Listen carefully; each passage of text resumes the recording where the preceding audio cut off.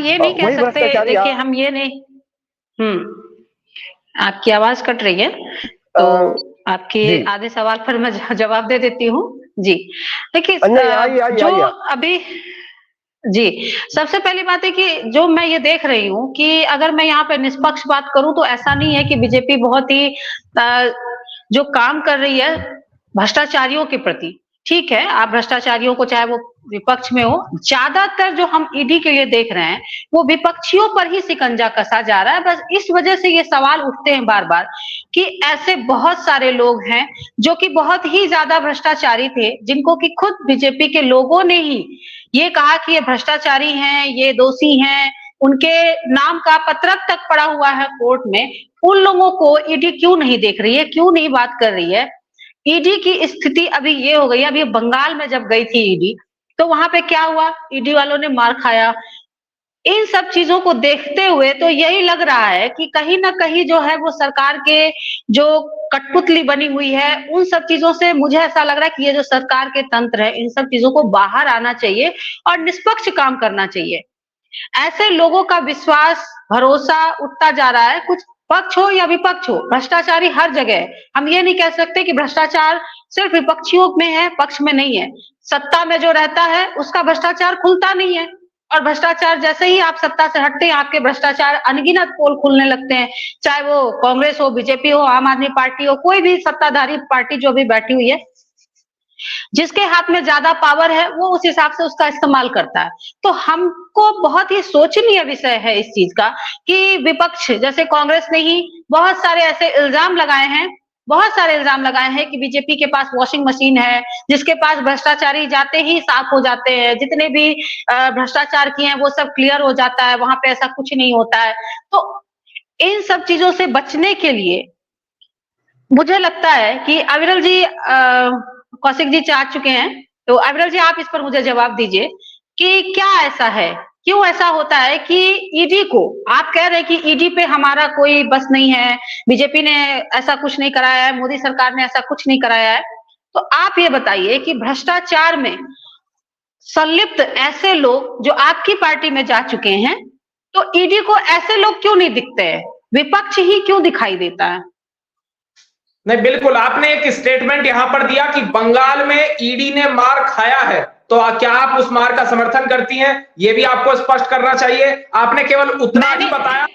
आपने कहा कि ईडी ने मार खाया, तो क्या मैं ये कह रही हूँ, सुनिए, ईडी की जो धूमिल हो रही है, सुनिए, संदेश खाली के विषय को नहीं बताते, पालघर वाले इशू को नहीं बताते, संदेश खाली की बात ही नहीं है ना भाई। अविरल जी सुनिए मेरी बात,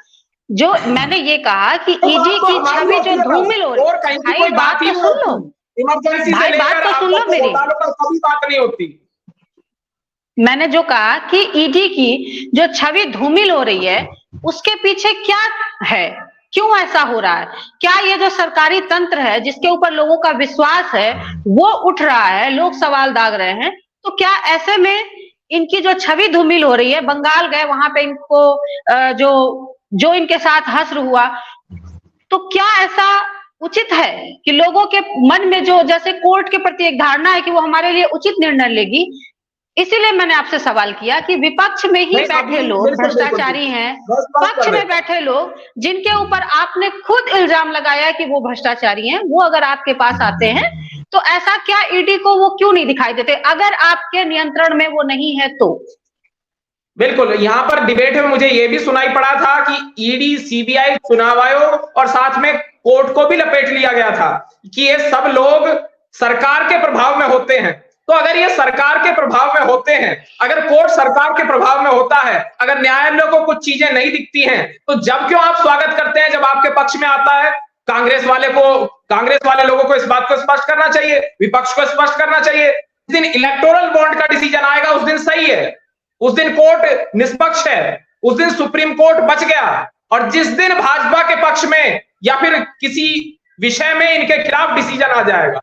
उस दिन ये चिल्लाएंगे आज सुप्रीम कोर्ट बिक गया, आज सुप्रीम कोर्ट बिक गया। उस दिन सड़क में खड़े होकर ये चिल्लाना प्रारंभ कर देंगे आज सुप्रीम कोर्ट गया। और जिस दिन इनके पक्ष में हो जाएगा डिसीजन, उस दिन बच जाता है सुप्रीम कोर्ट, उस दिन जुडिशियरी इंडिपेंडेंट हो जाती है, उनके खिलाफ आ जाएगा, उस दिन सब कुछ बिक जाता है। ये बहुत दुखद विषय है। ये ठीक है, पक्ष विपक्ष की बात कर रहे हैं वो ठीक है, लेकिन मेरा जो सवाल था आपसे उसका आपने मुझे माकूल जवाब नहीं दिया। तो मैं चाहूंगी कि जो मेरा सवाल है वो सेम सवाल मैं नीरज जी के पास लेकर के जाऊंगी कि नीरज जी आप बताइए कि जिस पर इल्जाम लगता है, जैसे कि आपने देखा था बंगाल चुनाव में एक ऐसे नेता थे जिनके ऊपर बहुत ज्यादा भ्रष्टाचार का आरोप था और उनका पत्रक भी कोर्ट में जमा है, उसके बावजूद ईडी सीबीआई किसी को भी उनके तरफ ध्यान नहीं जा रहा है आखिर। और जो विपक्ष है वो जहां तक मैं अभी तक सुनती आई हूँ सबने इल्जाम लगाया है, जो बहुत ही कॉमन वर्ड हो गया है कि बीजेपी के पास एक वॉशिंग मशीन है जिसमें जाते ही लोग धुल जाते हैं। तो यहाँ पर ये सवाल निकलता है कि ईडी सीबीआई, जैसा कि अविरल जी का कहना है या और भी लोग होते हैं कि ये एक सरकारी तंत्र है और इस सब पे हमारा कोई वो नहीं है, हम इस पर कोई वो नहीं करते, जो उनको कानूनी कार्रवाई लगता है वो करते हैं। तो ऐसा क्यों है कि सिर्फ उनको विपक्ष में बैठे हुए लोग ही दिखते हैं? जो लोग विपक्ष में होते हुए भ्रष्टाचारी थे तो वो दिख गए, लेकिन जैसे ही वो इसमें बीजेपी में शामिल होते हैं वो क्यों हो जाते हैं?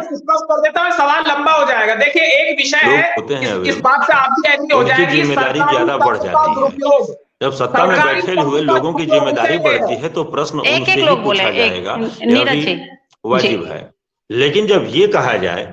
कि कोर्ट में का निर्णय जब आता है तो अगर वो विपक्ष के फेवर में आता है तो वो चर्चा का विषय नहीं होता है, लेकिन जो बीजेपी के फेवर में आता है तो चर्चा का विषय हो जाता है। अब थोड़ा सा आपको पीछे ले जाऊंगा। जब 2009 में भारतीय जनता पार्टी चुनाव हारी थी,